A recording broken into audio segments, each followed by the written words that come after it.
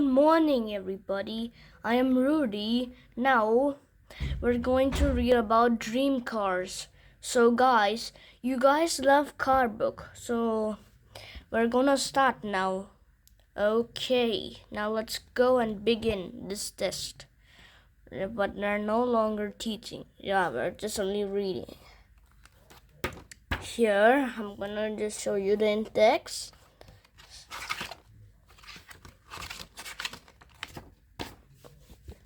There, it's here.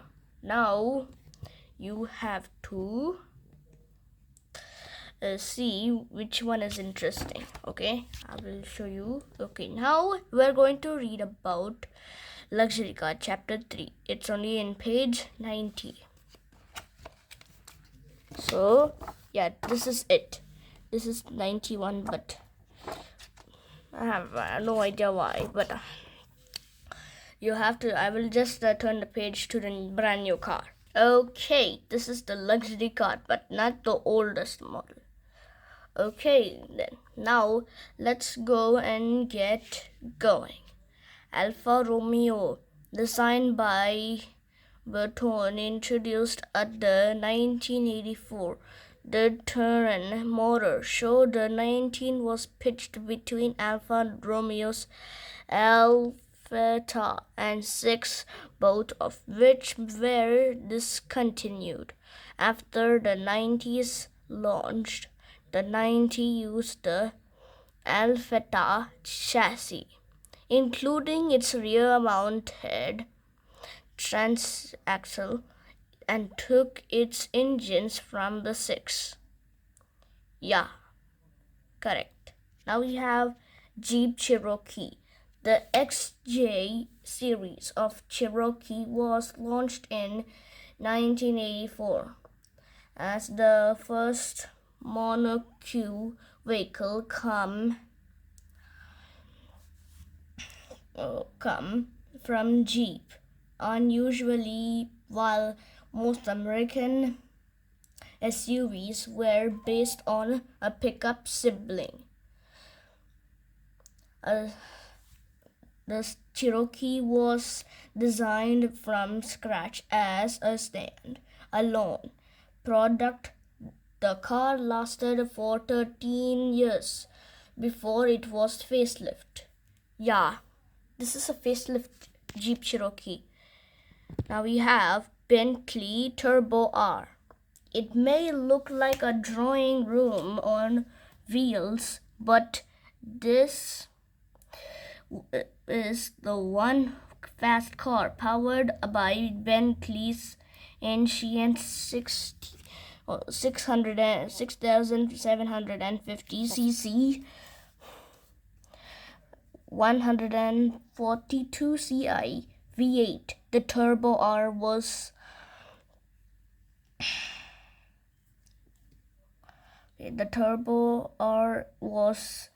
phenomenally fast despite a weight of well over 2 tons. 2.2 tons. The Turbo R could sprint to 19 km by 60 mph in under 7 seconds. That's a turbo Bentley. You guys love it. Also, it has turbocharged. Yeah, but yeah, I forgot to read about thanks to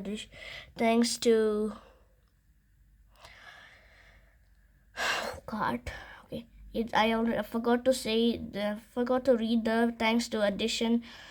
Yeah, that's alright, guys, because I'm doing far away. That's why. BMW 325i convertible. This second generation 3 Series was the first of the series to be offered in top form country of BMW. Earlier cars had been converted by Baur, but this factory built solution was much neater with its flush-fitting roof. With the 2.5-liter straight six, it offered creamy, smooth power and a rural delights too.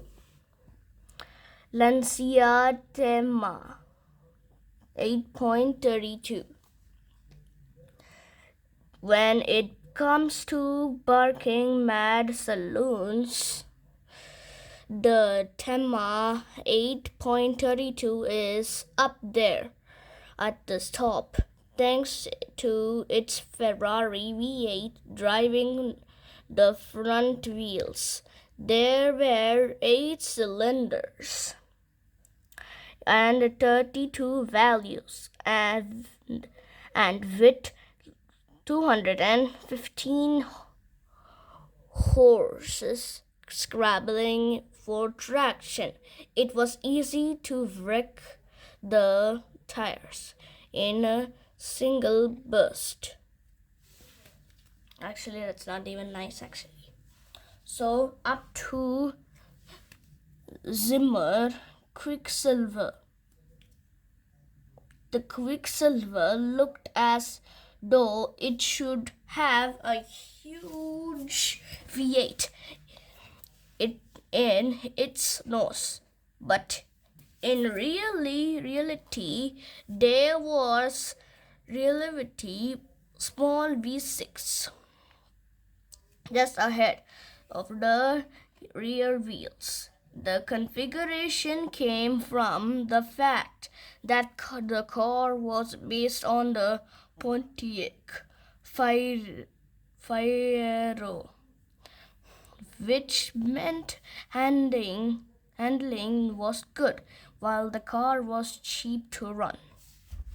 And now up to the funniest Lamborghini. This is like a truck Lamborghini, which is not kinda nonsense to me. Lamborghini LM 002. If you thought the performance SUV was recent phenomenon, prepare to rethink. Even now, it's not possible to buy a factory-built SUV with a V12 petrol engine, but you could have done in the 1990s entirely developed for military use.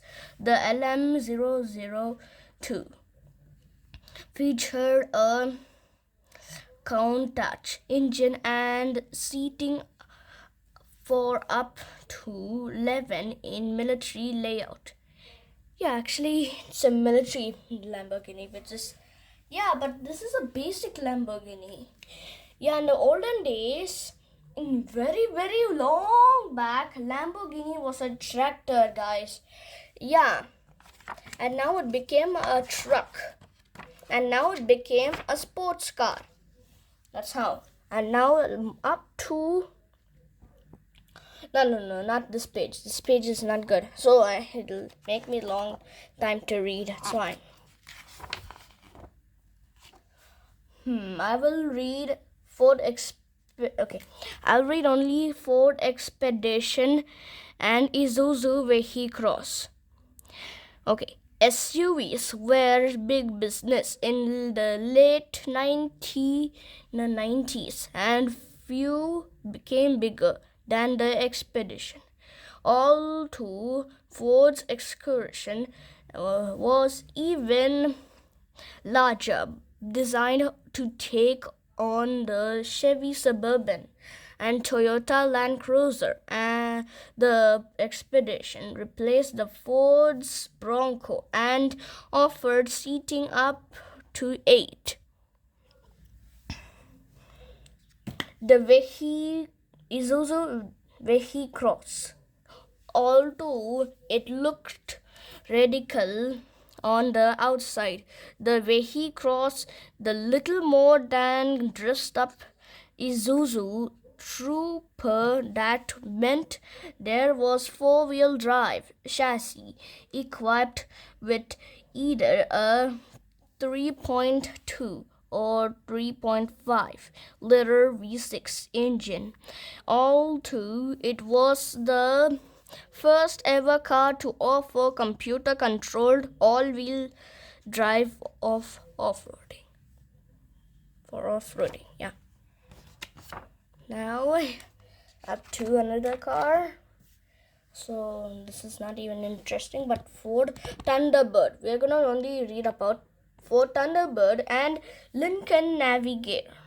Lincoln Navigator, loved by rap stars and footballers alike. The Lincoln Navigator was based on the supersized Ford Expedition, which in turn could trace its roots back to the company's F-150 pickup with air suspension. The car was both capable off-road and very comfortable when on the road, especially as the suspension height was adjustable.